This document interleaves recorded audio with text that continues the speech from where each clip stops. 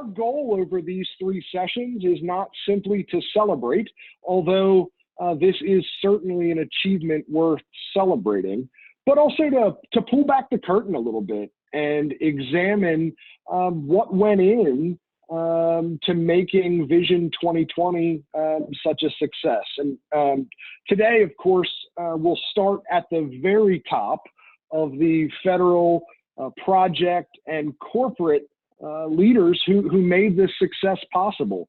So with us today are Jay Mullis from Oak Ridge EM, Ken Rueter from UCOR, Mark Whitney from Amentum, Karen Wiemelt from Jacobs, and Paul Clay from RSI. And then to start us off and give us some context on Vision 2020's success, I'll turn it over to Jay for some opening remarks. Jay?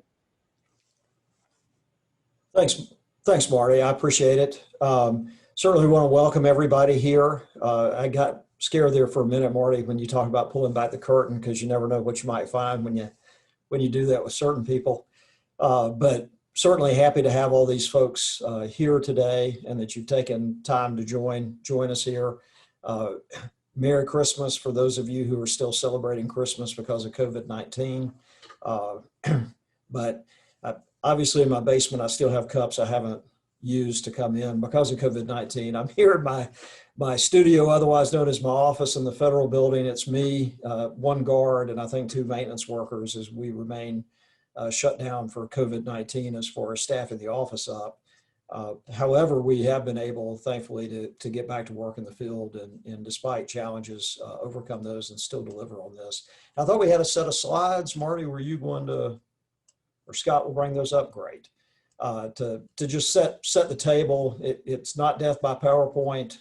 I think we even debated a little bit whether we would do slides. But considering, normally the way we do these things is have a big event out at the site. Obviously, COVID-19 has made that a little impossible. So we've tried to come up with some other ways, such as this, to involve people, maybe bring questions that normally, as we've had celebrations out at the site before, as we mingle afterwards, we all get asked questions and can interact. And so this is an opportunity to try to do that, since we're not going to be able to have a big event where 1,000 people get to attend out at the site. So if you want to go to the next slide, if you don't mind. This is just to give you an idea of the scope of what was accomplished out there. I'm not going to read the metrics off there. I think they stand for themselves to show kind of what partnerships can do. When we started this contract with UCOR back in around 2010, it was new for us. It was a new contract type for us. It was a new contractor for us. And so you could look at that 2 ways. We could have started off with, wow, we know how this is going to be, or start off on a new footing. And we elected to do that. And I'm glad we did, because it certainly has been successful for me and my predecessors. One of whom has gone on to even bigger and better things with Amentum here, Mark Whitney, of course. And so we started had a graphic out at the site that you'll see here that had all the buildings. And as we made progress with a building, we would take what was a blue building and color it green. And as you can see now, all the buildings are green. So it gives you an idea of the size of the accomplishment physically out there, especially for those of you. And I was looking through the attendee list, recognized a lot of people, even those that were hiding behind a 3-digit alphanumeric. I even recognized some of them. So, my staff, I'm watching you. But if you're familiar with the site, and I think most of the folks that are on here were or are, you can tell the size of the facilities that have been demolished and just some of the challenges that had to be overcome. And we did that through the partnership, not only that we had with contractors, but also that we developed with the workforce that's out there that actually does the work every day. And I think this is a big testament to them. I don't know that they get enough recognition. Certainly, I and others can. We get to do these kinds of things and kind of get the credit for it. But in all honesty, I could do this all day long. And if I didn't have the pipe fitters, the laborers, the asbestos workers, et cetera, that were out in the field, it still wouldn't get done. I'd still be here in my office in the federal building and the work wouldn't be done. So, and they often work in some pretty harsh environments out there. So think about them as well. If you know some of them, go up and tell them congratulations. I mean, it's a major accomplishment, not just for me and the folks that are on this particular panel today, but also the whole workforce that was out there that we have a partnership with as well. So if you want to go to the next slide, this just gives you a little bit of an idea of how we got there. We started the contract, I think I mentioned that, in 2010, and started, UCOR brought on a culture that had shared governance and actually did some outreach for us, and started the first partnering, I think, process that we at least had experienced here in Oak Ridge. And so to kind of set some major waypoints along the way, or key events, if you're into scheduling, we've got milestones, you could consider these key events. Mark Whitney, I give a lot of credit to Mark, who's on here, had a vision along with Ken for setting some major goals here. The first one of which was 2016, Vision 2016, to have all the GDPs done. We accomplished that and celebrated that. And I think a lot of folks that are on the call or on the Zoom today were involved in that. Then of course, Vision 2020, which is what we've achieved today. And we'll be celebrating here in a couple of weeks to complete the core cleanup out at ETDP and transition. You can see we have a Vision 2024 to transition over to Y12 and ORNL to continue the progress over there. And we're actually ahead of schedule on that. We've had great support from the appropriators. I think that's the other thing this has brought, is when you show you can deliver projects on time or ahead of schedule and on or under budget, that kind of begets a process of self-fulfillment. Everybody loves a winner, and the more you win, the more they love you, if you want to think of it that way. But we've been able to deliver, and I think it's part of our brand here now, is the way I like to think of it, that the American people, the appropriators that finance us, are getting good return on their investment, because we're able to get the work done, deliver cleanup to both the other program offices that are here in Oak Ridge, but also to the community as well. We're able to deliver that cleanup cost effectively and live up to our commitments that we make to folks. So if you want to go to the next slide.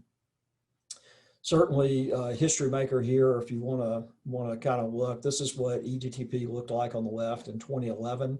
The vast majority of the facilities were still there. You can see what it looks like in 2010. And we certainly have also been able, as part of this, to transfer a great amount of property already over to private entities that are coming on site and reindustrializing. So that's a vision that certainly predates me quite a bit. That was a vision that was had here in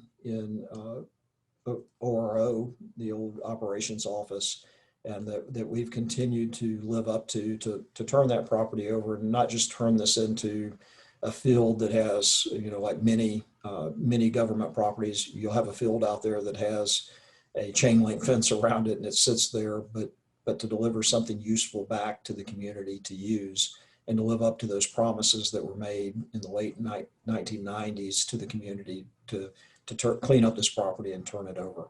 So if you want to go to the next slide. And so I think this is the last slide. The end states that we're in the process of delivering here is the Historic Preservation and National Park.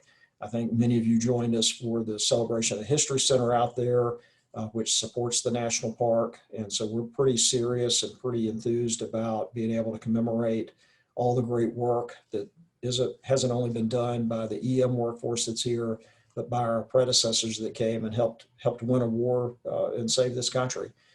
So we think that's a pretty important part here. Obviously, I've talked about the private sector industrial park and how many acres have already been transferred over to that. And so we're pretty excited to see industry starting to pop up out there. And I personally hope here in the next couple of years, we see a lot more out there. And we're certainly excited to support the community and the city on their journey to have the airport out there as well. And then finally, a good deal of it has also been put into conservation and green space. I personally feel good about that, not just because I enjoy that kind of thing and hiking, especially with my daughter, my hiking buddy, but also because this property was taken from the community and used, and now it's time that the government is done with it for our use. And this is a way to turn it back over to the community as well, and allow a use there for the community to have to go out and enjoy the green space in East Tennessee. So with that, hopefully that sets the stage for what we're going to talk about today. So thank you. Great. Jay, thank you. And that does really set the stage. So with that, I really would like to start with Ken and Jay with this thought. Cleanup of a uranium enrichment complex it's something that's never been achieved before. And so, Ken, starting with you, I'm interested to hear, what's the mindset, that you look to instill not only in your leadership team, but in your workforce, as you pursued kind of what is a long-term multi-year goal that had never been done before. So can you talk a little bit about kind of your mindset and your focus of your team? Yeah, I'd be glad to, Marty. Thanks for the question and the opportunity to participate. I'll go back to the pathways slide or roadway that Jay put up. It started in 2010 for us as we got ready to capture this opportunity and be given the honor to do it. And then, we were notified of that, and we moved into transition in the summer of 2011. And the mindset that started there at that point in time started with listening, right? Listening to what the community had to say, listening to what the client had to say, engaging with and listening to the workforce. Some of the participants may remember this. Certainly myself and Steve Dahlgren, who are been on the job for the entire period of time, remember the town hall meetings that we hosted at New Hope Center in the July timeframe, and very much in the spirit of this meeting, which was really all focused about listening and beginning to share what we felt the mindset would be to get to the finish line. And as Jay pointed out, we had really a two-part mission. One was to recover the K-25 D&D and environmental cleanup and get it back on track and successfully complete that. And then if we succeeded at that and met the expectations of the client, we would then move in to a series of next sequences that could begin to set the stage for Vision 2016 and then ultimately Vision 2020 and what Jay shared. And one of the things from the listening and the engaging aspect of things and what we heard from our community, what we heard very loud and clear from our client and from our new roughly 1,200 teammates is that from a principle standpoint, we needed to build what we sold. What we expect do unto others like you'd like done to yourself. If you commission somebody to do something for you, you expect them to do what they commit to do. And next was to finish what we started. And I'll tell you that message was very loud from the community, from the client, and from the workforce.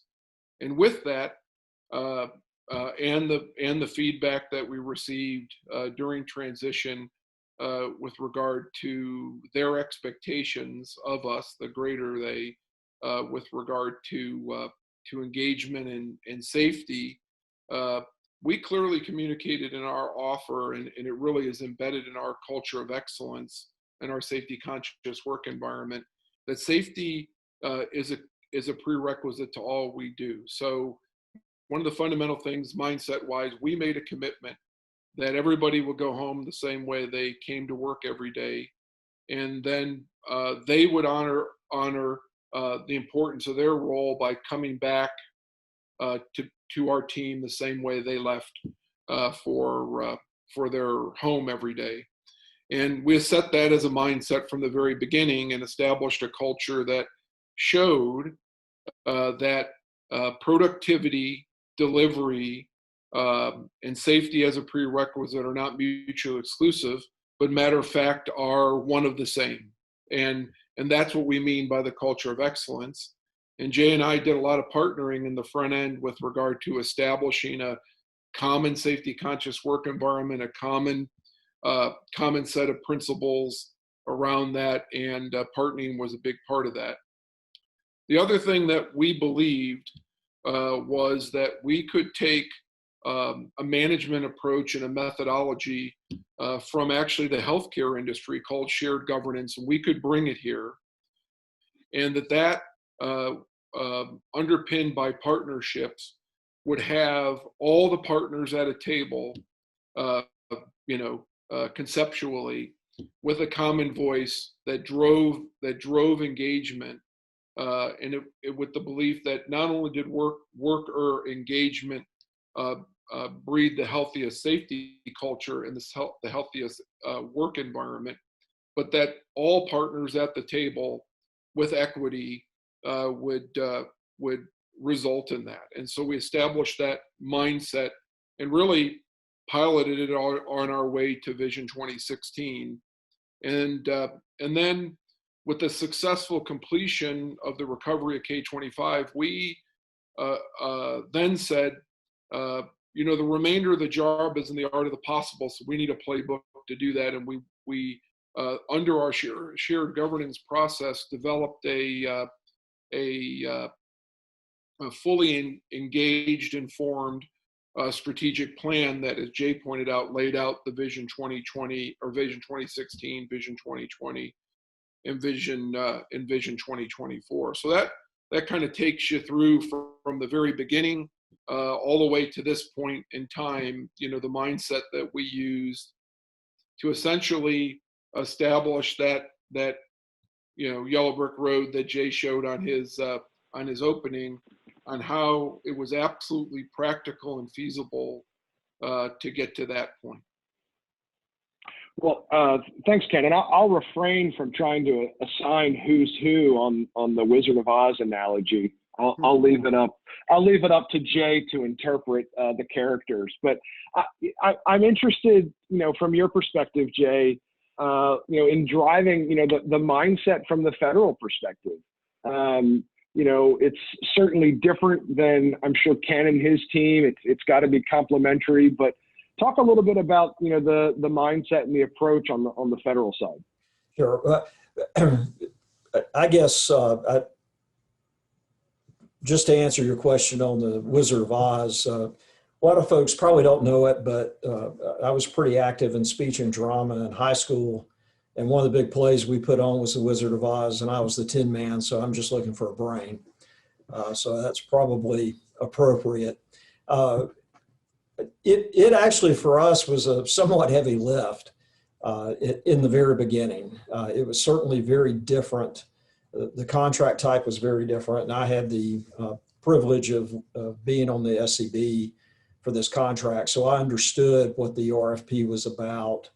And of course, once we make the award, then you've got to come back over and start briefing the federal workforce on, how's this contract different from the predecessor of the previous contract. And while our previous contract had been an M&O type, or had not been an M&O type contract, we treated it like that.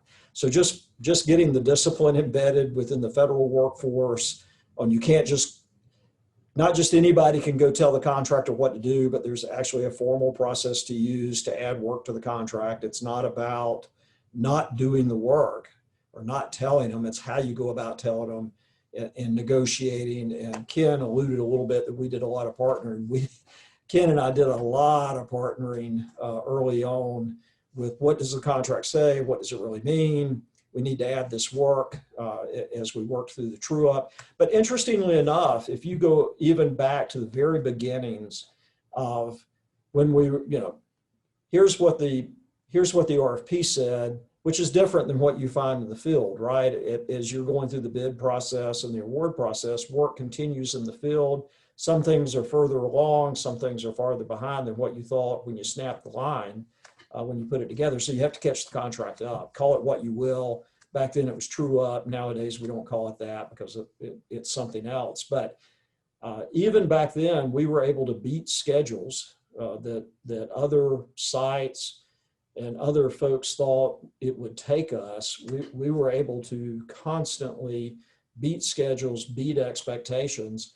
And I really think it goes back to establishing kind of those early expectations that management on the federal side had as well. And by the way, I wasn't manager back then. I was just one of the directors. And so it wasn't just me, it was my predecessors that established those expectations that this is not going to be business as usual for us.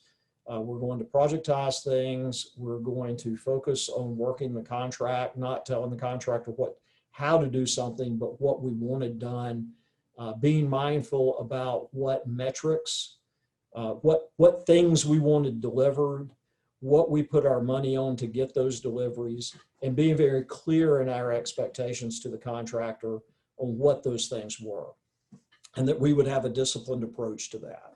And that took a while. You know, it's like any organization when you're making some changes, there's a third that take it right away, there's a third that come along pretty quick, and there's a third that takes a little bit longer. Has been my general experience over the years. But I think we've been, you know, most of the workforce came along, and I think now, you know, if you think back to how we were operating in 2010 here to how we are today, I would tell you that back then I thought some people were probably, and myself maybe even to some degree as well, skeptical about the partnering process and what kind of outcome this would have. And everybody today, I think, is a true believer. This has been a very successful contract for DOE. And, you know, the new word today is in states, but it wasn't back then. But being able to clearly say, this is what we expect to be done. This is how much money, you know, how much bonus, if you want to look at it that way, is tied to it.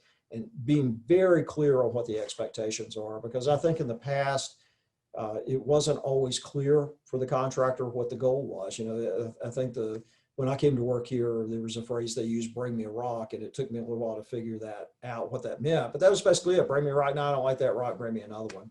So I think that's part of it. I think it was good to have a partner who was bought into a partnering process, as opposed to a more adversarial relationship, which we often had gotten there with other contracts, at least that I had experience with. You know, it's like any relationship, you have to have a willing partner, and we certainly have that in our counterpart with UCOR. It's very easy to get to that place where you're just throwing letters at each other and saying, no, this is your fault. No, it's not, it's your fault. And we still, I think, if you can let yourself get there pretty quick if you let yourself get there, but we've put a lot of effort into not getting there, and coming in, having trust that we both want the same thing out of it, and finding those places where our needs align, where the Venn diagram, if you want to think about it that way, overlaps. And there's a lot of effort put into that up front whenever we identify work scopes, and I think that has gone a long way as well. We've reached out to work with our other program offices at Y12 and OREM, because that's where the future of our program is. So, you know, as we shut one door, another one's opening up for us. But I think it's been interesting to me, having been here the full time as well, involved with this contract, to see the workforce kind of go from a, yeah, right, to excited about getting out there and doing it. It's just not my workforce. It's also the craft that I go talk to. You know, some of the, I worked in the field out at BNFL, out the BNFL contract. And so some of those same workforce, you know, went through Bechtel and then over to UCOR. Now, many of them have moved up within the organization, but it's interesting to me to go see some of those same folks that were working the tools when I was a FAC rep out at K33 and K31, and now some of them, for instance, are over biology complexes foreman. It's interesting to me to go talk to them and how their attitude has changed as well. And I think part of that's just the culture that was brought here and the decision that was made that if we can do it, we're going to figure out how to partner on this and how to have mutually beneficial outcomes that benefit both us and the contractor, and therefore benefit the community and show that we're worth spending the money down here on. And after some success, I think, you know, it took us about 5 years to show that. After that, we've steadily seen our budgets go up, And I think part of that is because we showed that we could deliver value here, that this was one of the sites that if you sent extra dollars here, we would deliver product for that extra dollars, and our product is cleanup. So.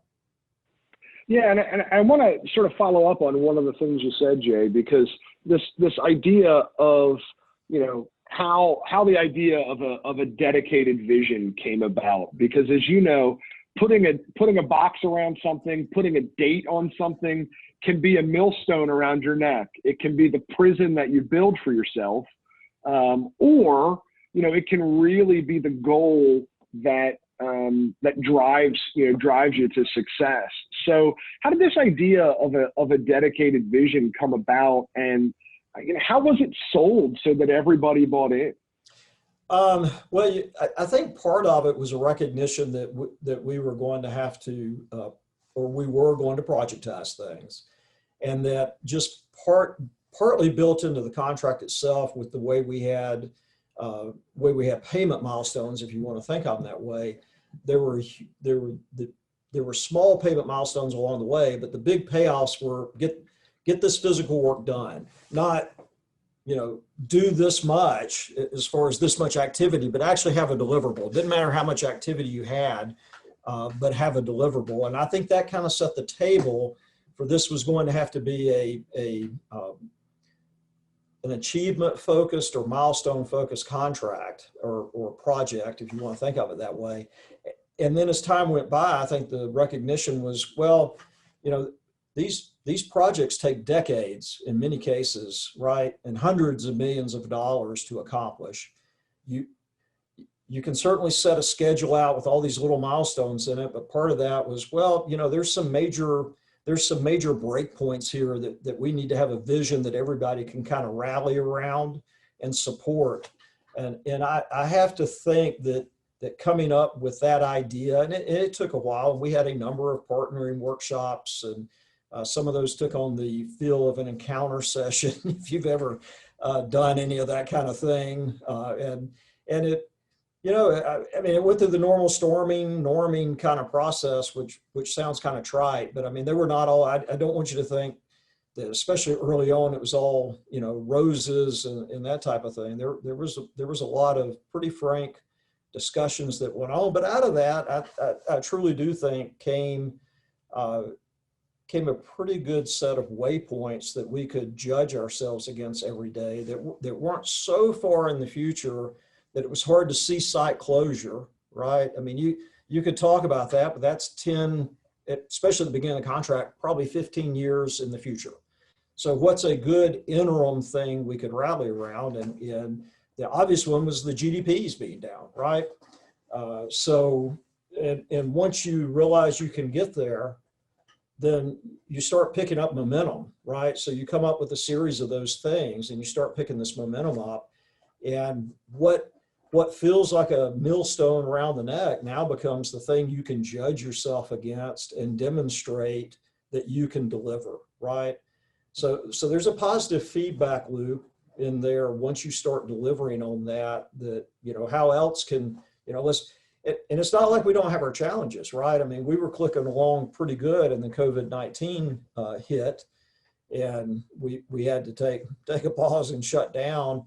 But very quickly, we figured out how to get back to work in a safe manner, spool up, keep people safe. I mean, one of the things we don't talk about a lot on these types of things is how few folks we've actually had to quarantine compared to other DOE sites. And part of that, I think, was getting together as a team and working through that. And that to me is the biggest thing I've seen, that we've been able to work issues as a team and not get in the room and just, you know, I've been there before with other experiences where it's a lot of acrimony in the room, but you don't end up achieving much out of that other than your blood pressure going up, and maybe you got to call in feckless or something like that. But it may feel good in the moment, but in the end, you're not achieving your cleanup, which is really what you're being judged on. And you should be. I'm not debating that. But the interesting part is once we got it working with UCOR, that is something we've been able to take to our other contractors. as they come on board, and very quickly see the benefit in the type of relationship and the type of culture that I think we've built here. And this goes back to, Sue, who was my predecessor, Mark, who came before Sue, and all the way back before me.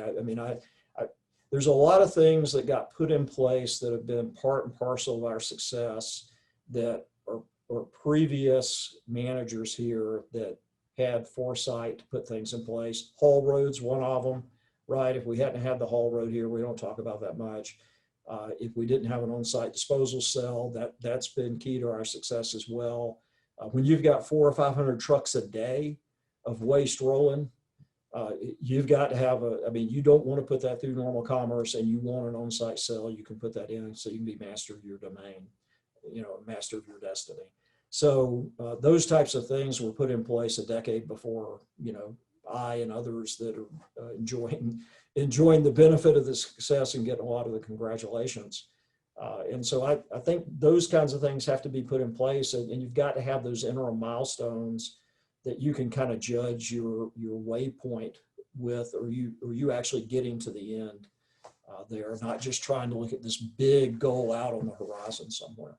So long-winded, right. Yeah. No, that's great. It's exactly right. And I think, Ken, you have sat in that PM chair, not just at Oak Ridge, but at other sites and other projects as well. And I'm interested, as we talk about this idea of setting the vision, what do you think, what would you say other sites and other projects could learn, from that strategy as we look across the complex? I've been asked that question before, and had we, even as a leadership team, we've had a discussion. Matter of fact, we just finished up with a board meeting today, and had a bit of a discussion around this.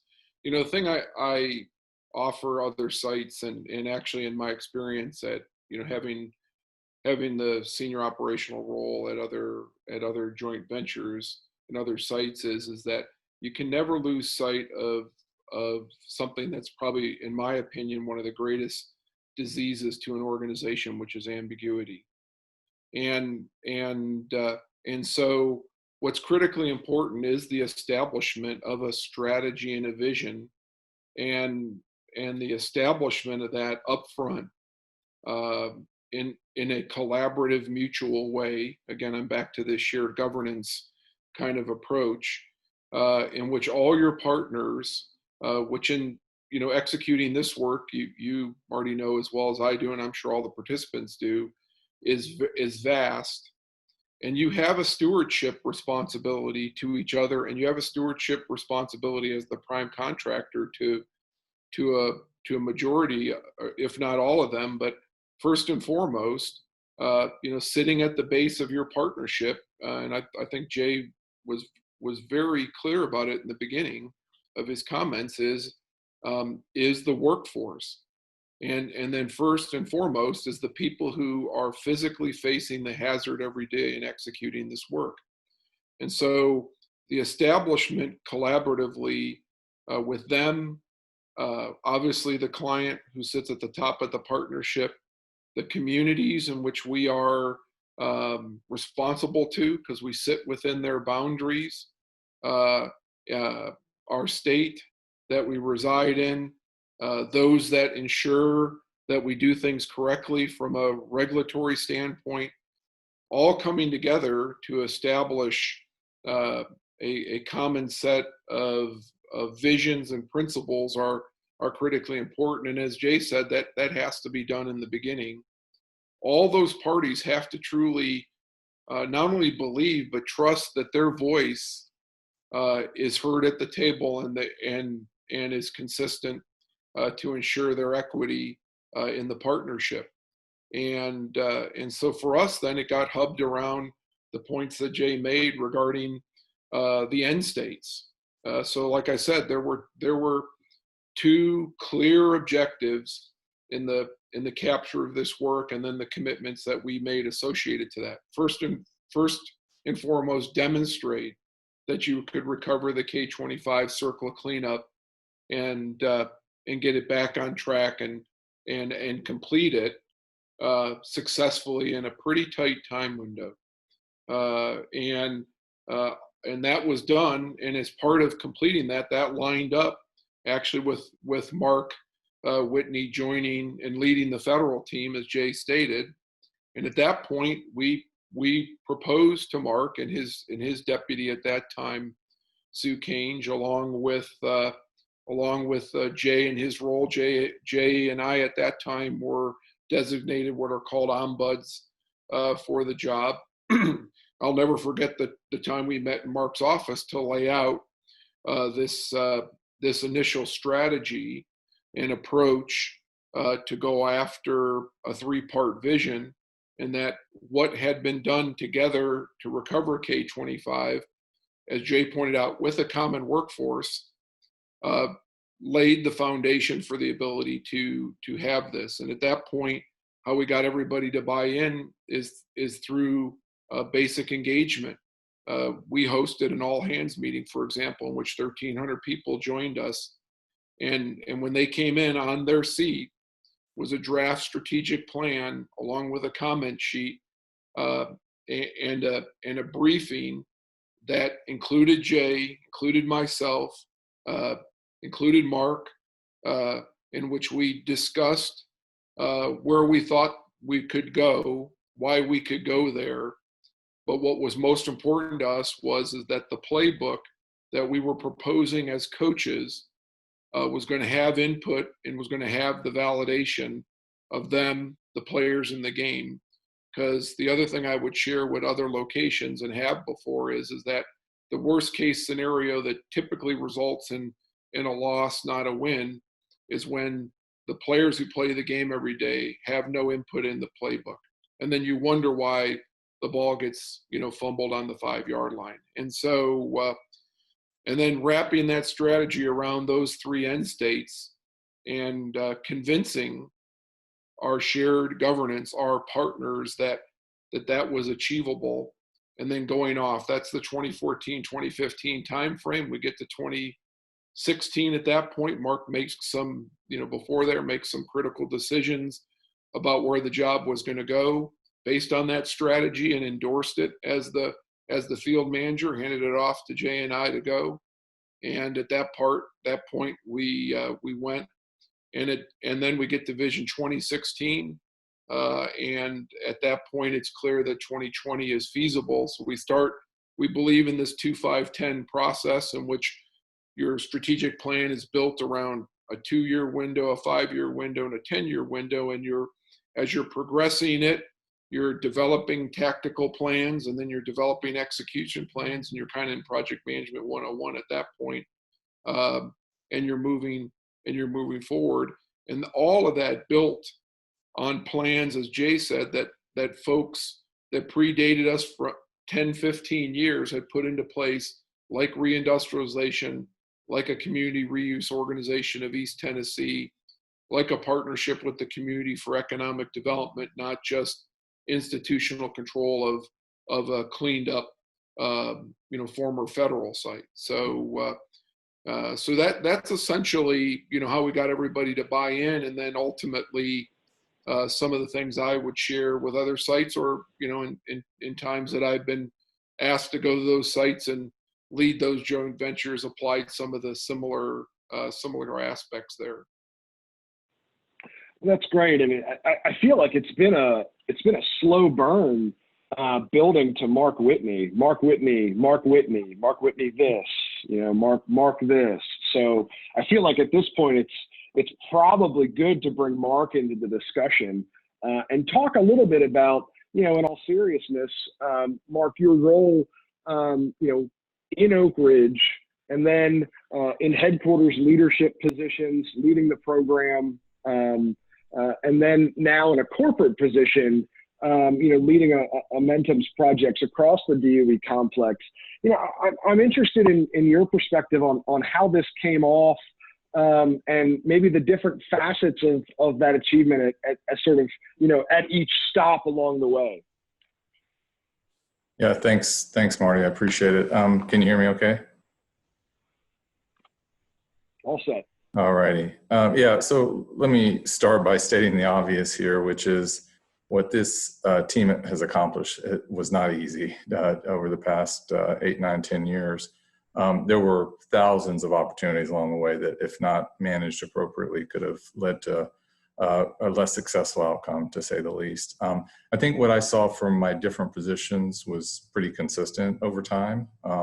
But in my mind, really the overriding keys to the success that Jay and Ken and their teams have experienced here really are kind of boiled down to a few things. One, and you've heard a little bit about it already from both Jay and Ken. One, their ability to work with all stakeholders in a constructive manner. I think that has been, kind of consistent throughout at least my involvement with the project. Another thing is how they manage when things didn't go so well, right? Things don't always go well. And believe me, this project was not immune to bad days, right? And then leadership, and with the exception of a short blip between 2012 and 2014, when there was a guy of much less caliber in the Oak Ridge manager position, there has been outstanding leadership on this project on the federal and contractor sides. And then partnership. And Jay alluded to this earlier. This doesn't mean just having meetings and generally liking each other. There's a lot more that goes to it than that. But maybe if you give me a few minutes, I'll kind of expand a little bit on each one of these items. On the stakeholders, I think this project, these organizations have really done an exceptional job at taking a broad and really an inclusive view of stakeholder relationships. And it doesn't mean that everyone is always on the same side of an issue. And that there have been many issues where there was plenty of passion on multiple sides, right? But this team's been very successful in working through these issues and coming to good outcomes.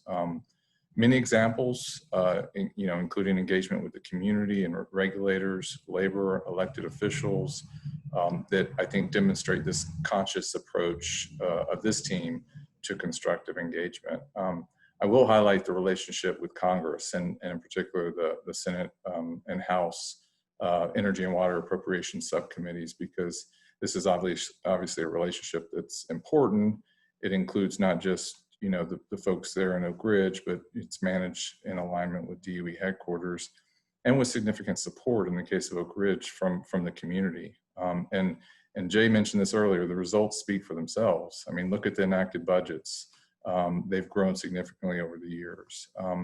And this is in some part a result, I think, of this constructive multi-party relationship. And very importantly, of course, is outstanding performance by this team to deliver and as Ken said, demonstrate the investment worthiness of the project. The second item that I mentioned was managing when things don't go well, right? So I'll just summarize the approach that I've seen employed since I was introduced to the project in 2012, and that's transparency, ownership, swarming the issue, and then learning from it. When I was at headquarters as EM2 and for some time as acting EM1, I knew if there was an issue, I would hear from the team on the ground there about it. They'd have an initial report. Shortly thereafter, I'd have a detailed plan on how they're going to deal with it. And that continues with Ken today. I mean, we have those types of conversations all the time. We do talk on pretty much a regular basis on a lot of issues, but I always know he'll call me as soon as there's something that needs to be discussed. And there's no excuses, complete ownership, which is great. Perhaps most importantly, in my mind, is the organization, I think really is the poster child for a learning organization. Look, when you have a bad day on a project, it seems like everyone wants to tell you what you did wrong, right? What you should have done instead and what to do moving forward. And my experience is that this team has always been open to criticism and help. And I think that says a lot about the culture there. On leadership, the project has been blessed really with strong leaders. And you heard many of the names in both the contractor and the federal organizations. Again, with the exception of that 1-2 year gap when the EM manager there was, let's face it, a little bit weak, but I think that leadership, it extends beyond Ken and Jay. It does, of course, include them very importantly. But in the federal building, Jay has a sound team around him, and with folks like Karen, Laura, Dave, and when you start naming people, you run a risk here. But these people, deserve acknowledgement. Larry and Alan, a strong group of portfolio federal project directors like Wendy and Brian and Nathan. That's an impressive lineup. And even though Mike Kentop's gone kind of Grizzly Adams on me since I left Oak Ridge, he's obviously an important part of the leadership team there too. Just a very strong team. And if you look around the team, around Ken, Steve and Ron and Clint and Scott and Ashley and Kent and others, I could go on and on. I just think that it should not be surprising to us that this project has been so successful from a leadership standpoint. And then partnership. I've talked a lot already, and I know this will be the topic of a subsequent panel, so I won't spend a lot of time here, but in my mind, it's perhaps the most important element of the success here. I've said it many times before, and I firmly believe that the projects that are successful have this strong partnership, and those that don't generally are not. And this project has it. And that extends, in my mind, beyond the contractor-client relationship to the stakeholders I mentioned previously. Yeah, that's really helpful, Mark. And I'm interested also in kind of opening this up to, our other, corporate folks on the call, Karen and Paul. As you look at this project, Karen, you look at some of the challenges that they've faced. Can you talk a little bit about, from in your role, what are some of the challenges that you see have been overcome, and maybe what can be applied elsewhere? Certainly, thanks, Marty. From a project and a technical perspective, as was discussed earlier, it is always a challenge to maintain that safety focus. And given the type of work that was being done at the site to accomplish Vision 2020, that's no small task. The industrial hazards alone were tremendous, not to mention some of the challenges with the Tech 99 and how mobile it was.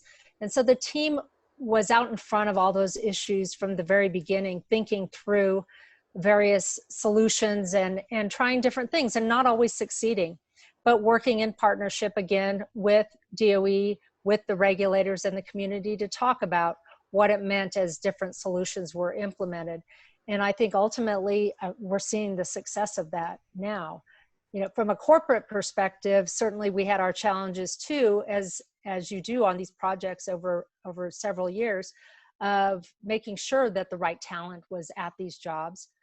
Certainly from a URS and a CH2M Hill perspective, living through acquisitions and the teaming relationship and keeping that strong was also a challenge. But I shouldn't say a challenge, it was just something that had to be dealt with and was worked through. But it's all those different dynamics that if you go into a project with that ultimate commitment to ensure its success, you can work through those types of challenges.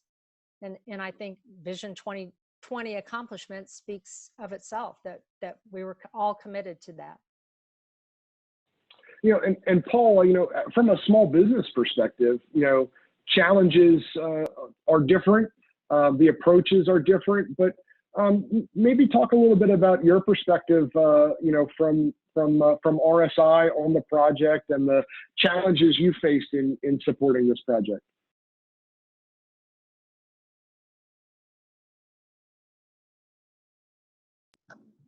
Thanks, Marty. Well, first off, even though we're a small business, we've always had a seat at the table, always been part of the team, felt like part of the team. We weren't part of the joint venture. We were a team subcontractor. But Ken and other senior management, Ron, always embraced our participation. And I think that set the stage for the integration down in the project execution. One of our principal roles on the job is characterization.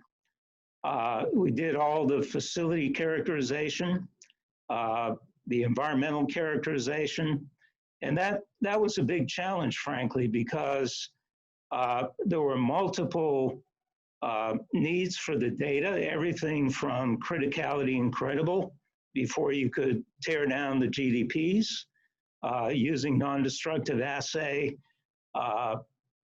the coupon sampling, where you think of sampling and it's, well, you put dirt in a jar or water in a jar.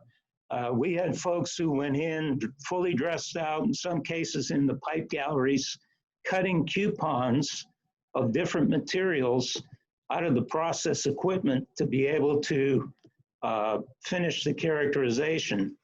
I think integration with the D&D teams in terms of planning was a really big factor because, to be honest, we were sort of in the way of the yellow iron being able to come and tear down the facilities. So there had to be a lot of integration with the D&D teams, also the waste disposition. A huge factor was making sure that we continued to demonstrate to the public, the stakeholders, that we could preserve the use of EMWMF, the on-site disposal facility, which was a huge enabler. And to do that, you got to make sure the material you're putting in meets the waste acceptance criteria. So making sure that all of that, all the I's and T's were crossed and dotted for characterization. But I think the whole vision thing trickled down to folks who are out in the field doing the characterization. Everybody saw the common goal. It was well communicated. And we were able to work hand in hand and get the job done and not be a holdup.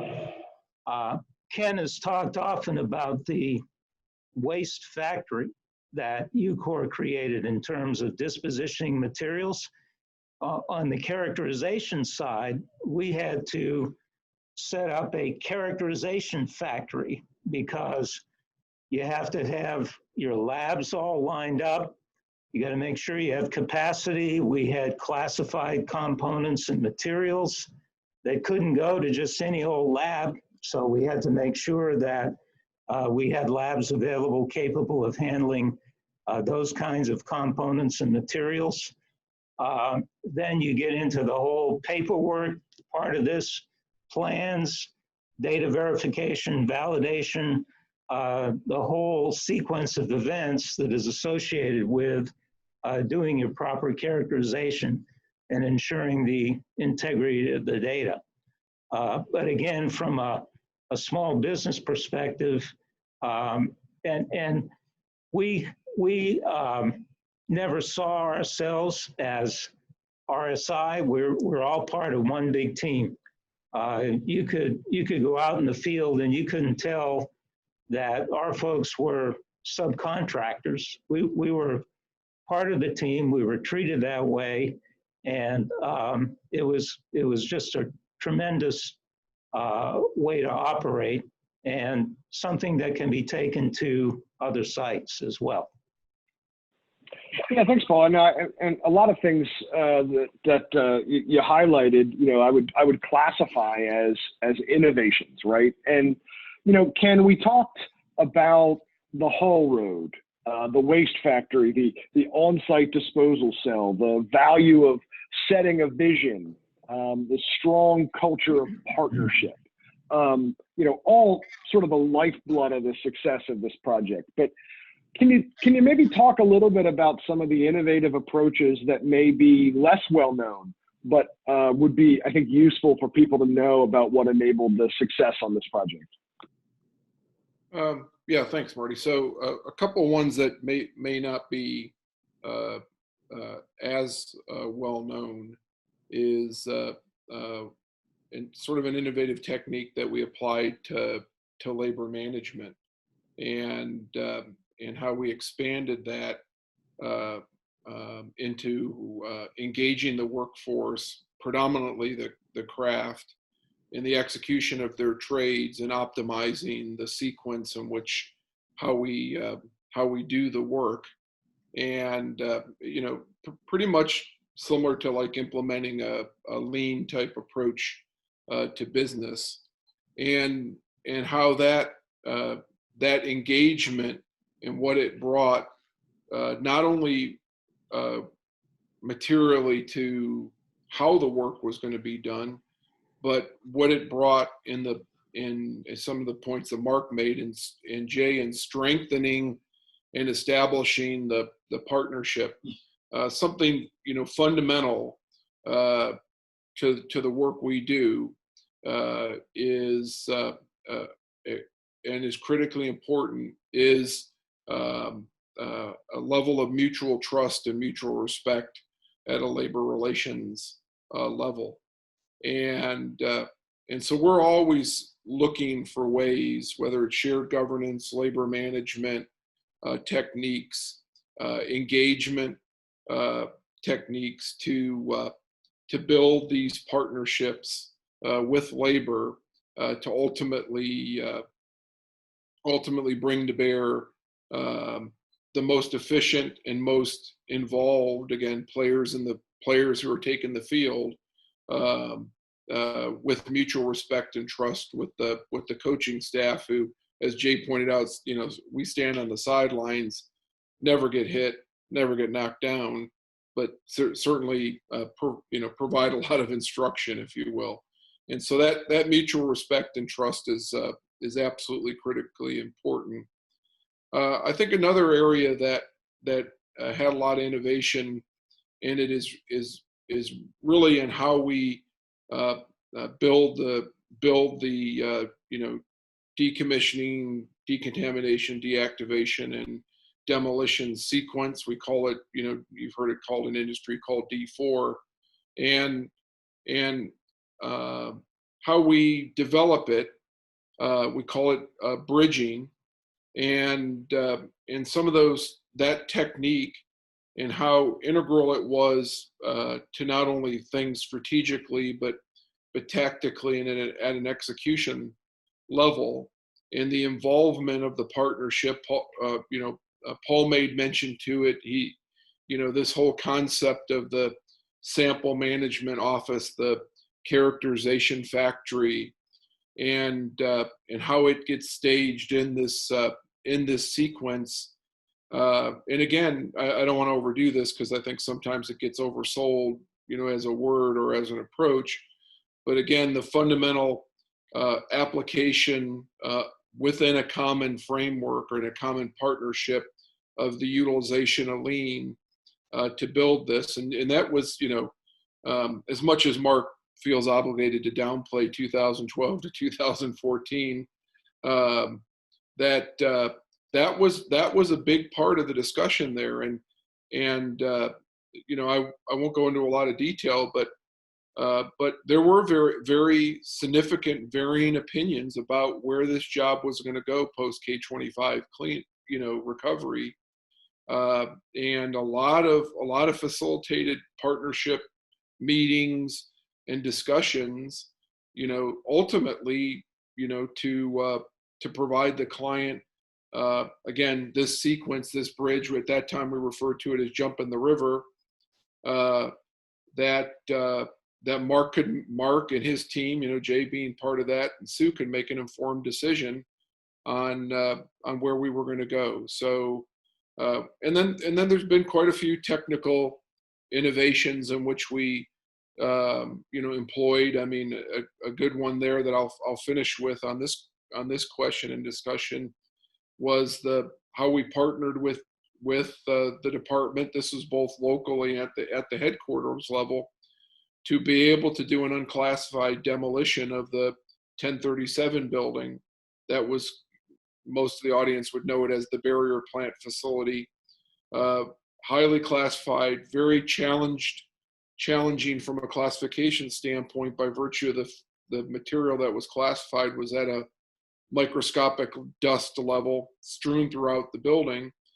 And we came up with a multi-phased security strategy and declassification strategy that implemented an innovative sanitization method. And this goes to partnering.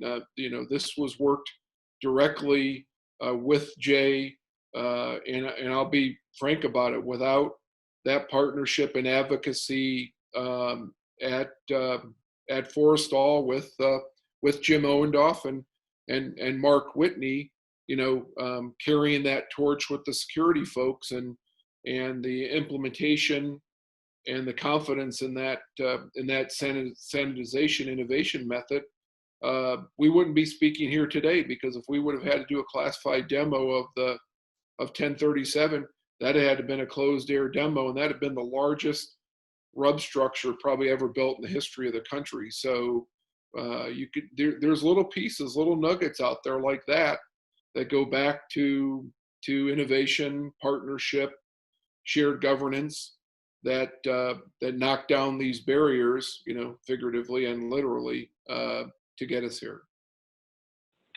Now that really helps, Ken. Thank you.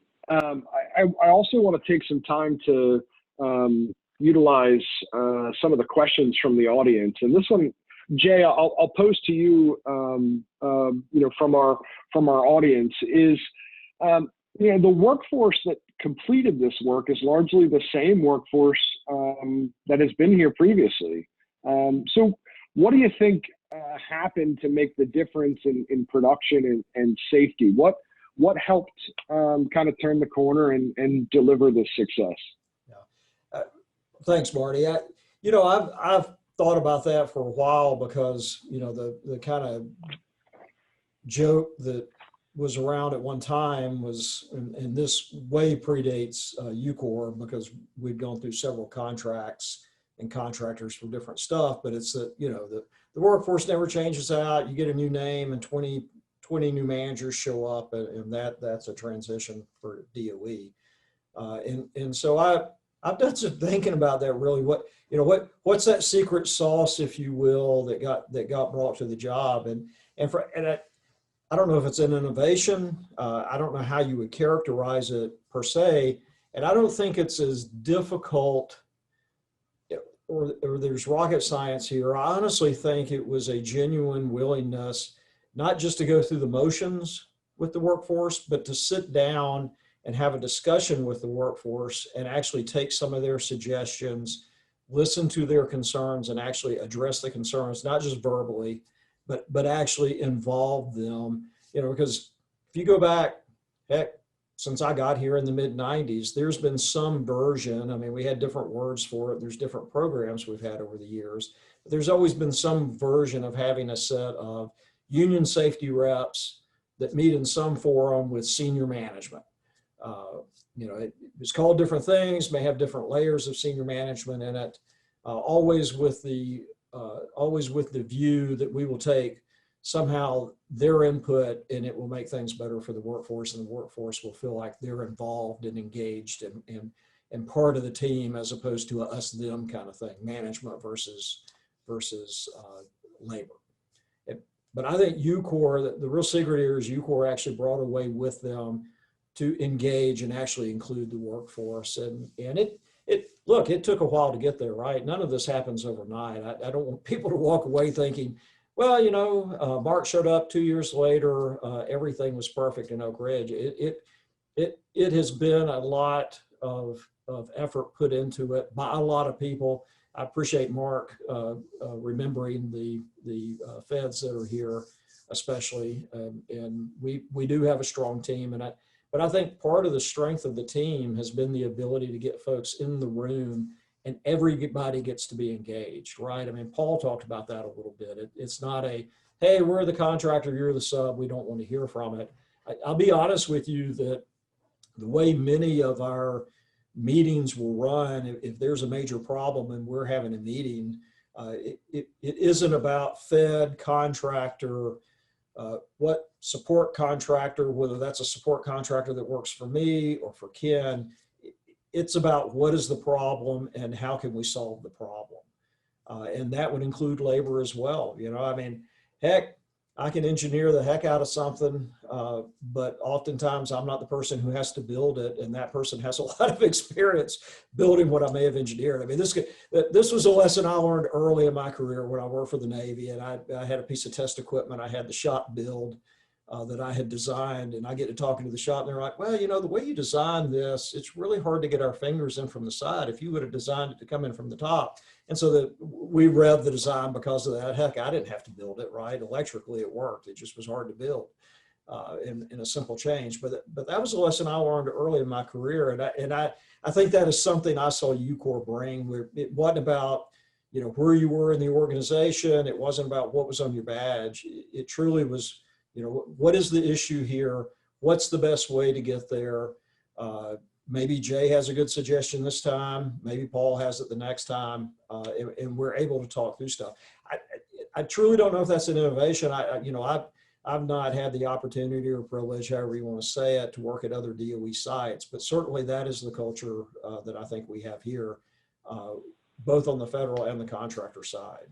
And that's not to say emotions don't occasionally run strong. They do, but in the end, we're able to get over that and focus on the mission at hand. And I think that's part of what Mark was talking about when he was EM2, right? I mean, and we've used a lot of football analogies, so I'm gonna feel the necessity to do that.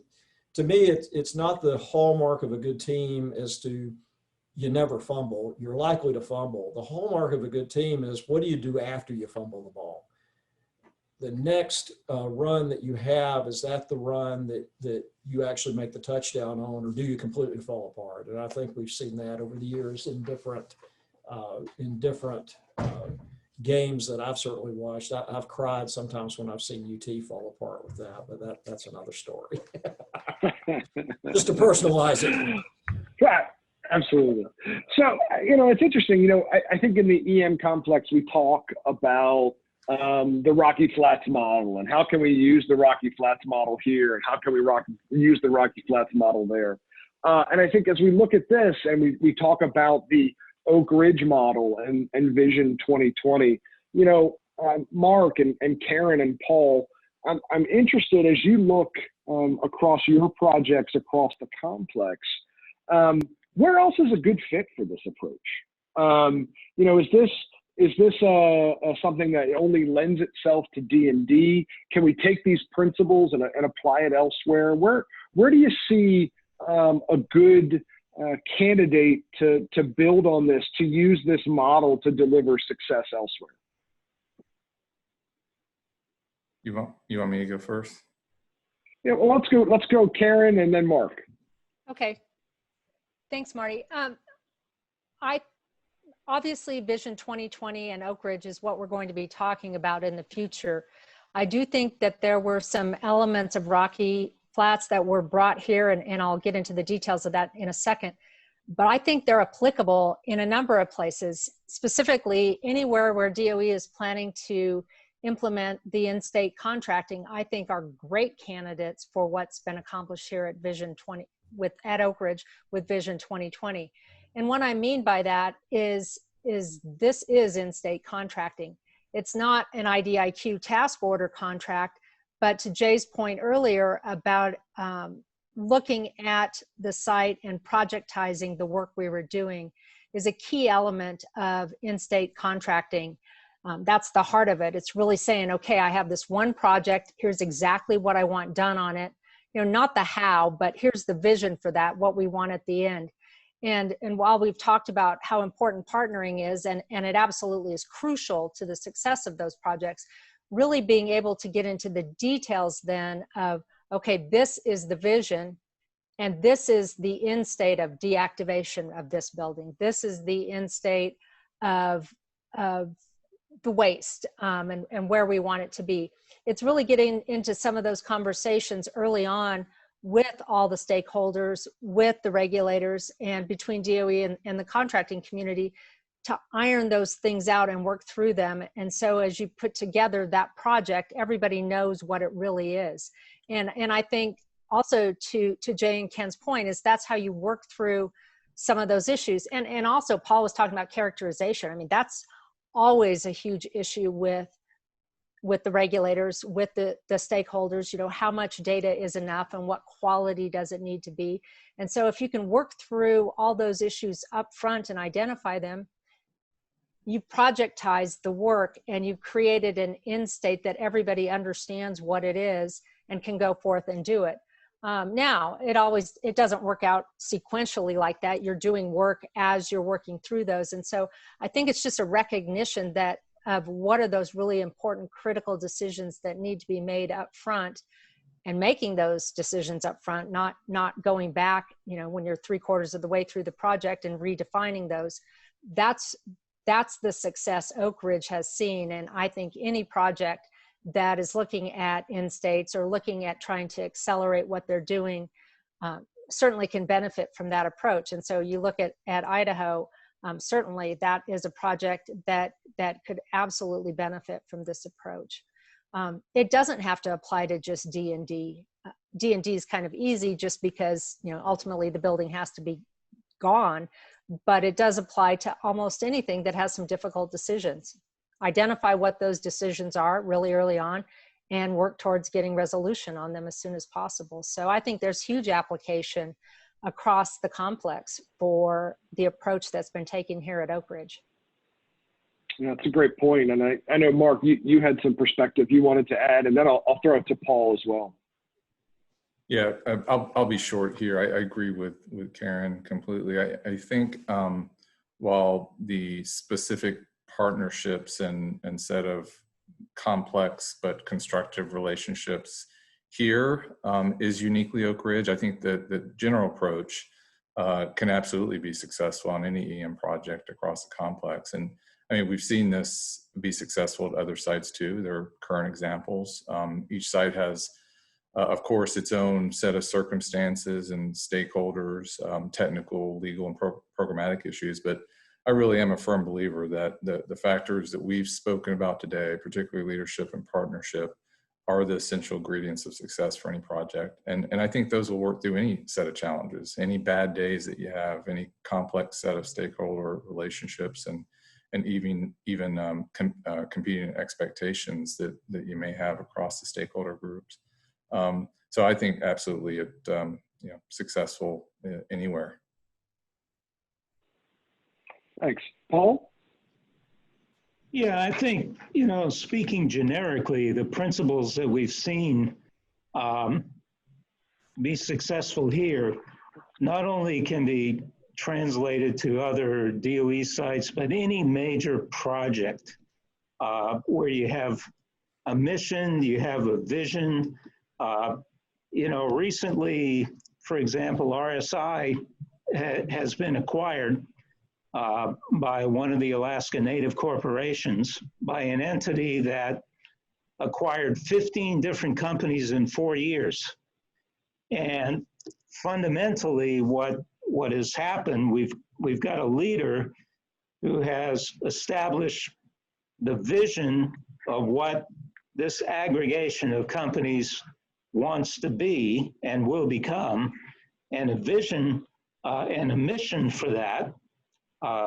Basically a very simple mission, very easy to articulate, very easy to understand. So these principles are applicable not only for DOE, EM projects or any major project, but even organizational changes. And it all comes down to having common goals, seeing the ways to achieve those goals together, being transparent, and communicating all the time. That's really helpful, and I you know, a couple other things I wanted to touch on. The first is a bit of the elephant in the room, right? Which is why we're all on your video screen instead of sort of celebrating this and discussing this on the stage together somewhere. You know, I think, you know, we've touched on it a bit, Ken, but it would be really worth spending a few minutes just talking a little bit about how the project has been able, in the midst of this pandemic, in the midst of the constantly shifting operating environment, how the project has been able to truly not miss a beat. amidst this pandemic and continue to deliver on the milestones. So can you talk a little bit about kind of the day-to-day over the last couple of weeks and months and how you were able to sustain the momentum? Yeah, I'd be glad to. Obviously it's the topic of every minute of every day since probably the February timeframe. I would say that fundamentally what has successfully guided us through this is our recognition as a collective team. I wouldn't say this is exclusive to just UCOR as the prime contractor. Matter of fact, it involved the community, the broader community, certainly the client, the other reservation partners, is that for UCOR, as this was progressing societally in front of us, and it became more evident that the criteria that defines a pandemic had some probability to it, we made a conscious decision in partnership with Jay and his team to implement our continuity of operations program. I think anybody who's in federal contracting, it doesn't have to be exclusive to the Department of Energy, has a viable continuity of operations plan. It's grounded in pretty much fundamental emergency management principles, but it's hubbed around force majeure type of events that can take place. And one of the aspects of our continuity of operation plan really was experiencing a pandemic. And it was, it's broken down into regional and national and global. And the first step in our process was the formation of a pandemic management plan and an associated task force, applying continuity of operation techniques and principles, because the fundamental objective is how do you navigate the situation you're in that's this broad sweeping, and ensure you're meeting your general duty obligations to the workforce to maintain them safe in the workplace. That fundamental commitment I made mention of in the beginning, and better yet, how they're employing that in their personal lives so they're coming back. And how do you maintain that continuity of operations and continuity of service? So then you see all kinds of partnering taking place to ultimately reach that end objective. So we instituted that with the belief that we could get to a partial work shutdown because a global pandemic, a domestic and then global pandemic is officially declared state of emergency. And that had us prepared and ready to move into that. And Mark made mention of this in his and I's relationship, because we have a corporate governance duty there that involved our severe event notification and severe event management process, which then brought all the strengths of our two owners, Amentum and Jacobs, to our ability to maintain continuity of operations, continuity of the workforce, continuity of safety. And we presented this plan to Jay and his team so that they could use it to make an informed decision to move into a partial work shutdown, which they did. In early April, we spent 6 weeks there maintaining minimum essential operation, limited operations, in tandem with him, in tandem with our owners, in tandem with DOE headquarters. That also set the stage for the framework that was implemented at a national level to move into these different phases. And all during that, we never had an instance of a COVID-19 illness, and we did not have a workplace transmission of it. And so we then became more and more confident that we were meeting our obligations, our general duty obligations. And that really then set us up to really have an effective continuity of operations. We came back and we were back to roughly 80% production, and now we're back up in the 90s within 1 week of being given authorization to move into phase one. That then allowed us to implement a recovery plan for Vision 2020, meet the obligations and expectation of S4 with regard to being complete by the end of the fiscal year 20.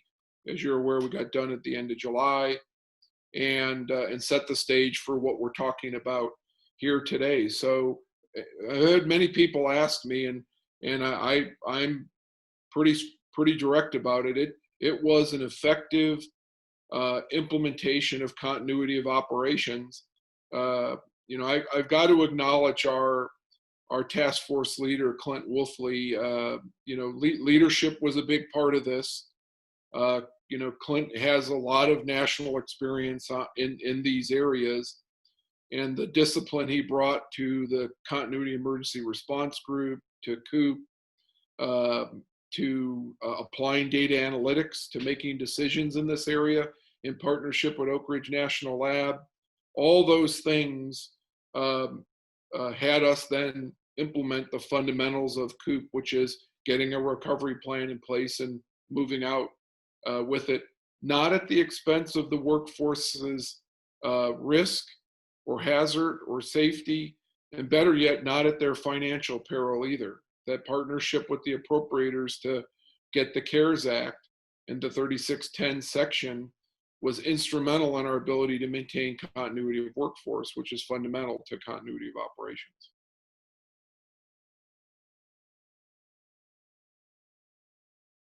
Really not being able to miss a beat.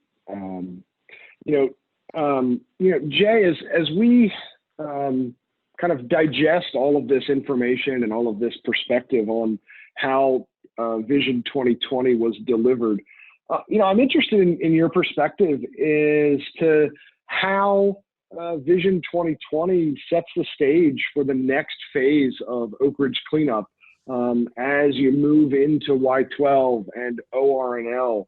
How do you leverage the success of Vision 2020 and keep the momentum going into the next phase?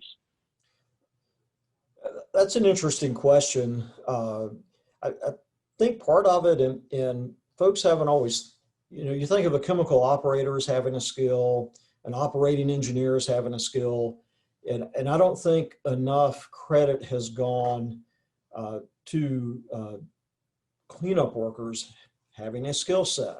I don't think there's been a lot of recognition of that. And there's been a, kind of the light bulb went off for me a couple of years ago that there's been a hard set of lessons learned with the cleanup associated with EGDP. I mean, we've had our share of accidents out there and incidents that happened over the years that we've learned lessons from. And I think that's part of it, right?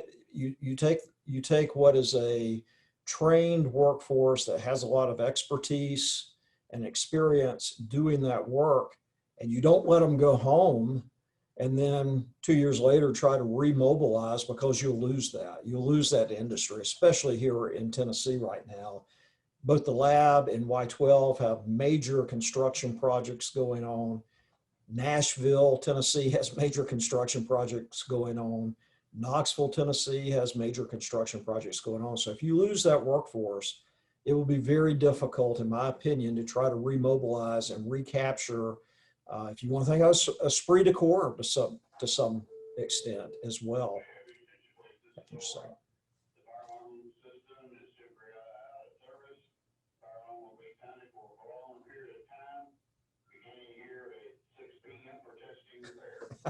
So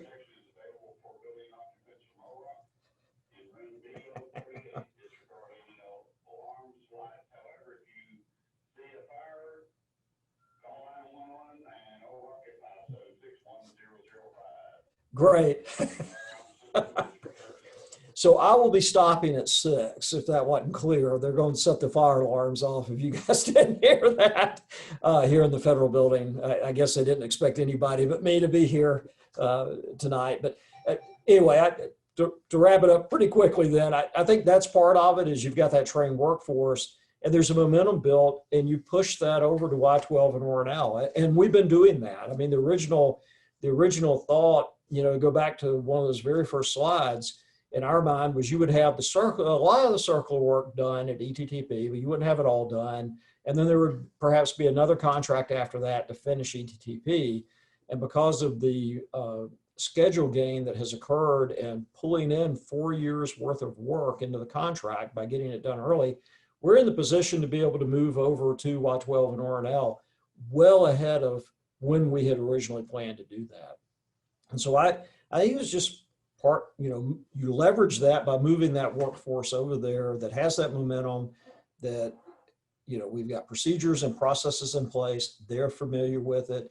Now, we do need to familiarize ourselves with the new hazards at those two sites, but, including the logistics of getting over there, because logistics in and of themselves is not a easy thing when you have this big of a workforce to get at a work face to work. And so you take all those lessons learned, many of which you can't write it all down, right? You can do a formal lessons learned and publish that, but a lot of it is a skill and a trade that has been learned over time. And I think that's what's critical about getting that workforce and not having that dip where you send a lot of people home and then try to remobilize them 2 years later. I just don't think you'll be effective doing that. And so I think that's how you leverage it, is that momentum and continue that. And provided we continue to enjoy the confidence of the appropriators, I think that's how you leverage it as well and continue to get that funding in here to be able to advance it. Because we've certainly shown here as a complete entity, I don't mean as EM Oak Ridge, I don't mean as UCOR, but the whole partnership, we've certainly shown here that with really in the big EM budget, that we can be very cost effective for really what represents small incremental increases here. For $10 or $20 million here, I can get real work done.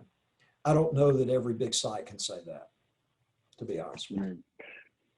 Well, not only to keep you on the right side of your security team, but also fire protection. Fire protection. But I think we'll leave our discussion there for today. I mean, there are so many facets of this success that we really needed to spread the discussion over 3 events. And so, first of all, I want to thank Jay and Paul and Ken and Mark and Karen for taking part in this. I truly wish we were sharing the stage together and I could shake your hands and toast the success in person. That's right. But it really is an achievement, and I truly congratulate you. I really hope that the audience will join us for the next town hall on September 30th. We're going to delve into the community and labor and university and other partnerships that really enabled this success and then made Vision 2020 possible. And so I really hope you join us for that next week. But in the meantime, have a great night and thanks so much for your participation. Thank you, and congratulations to the team.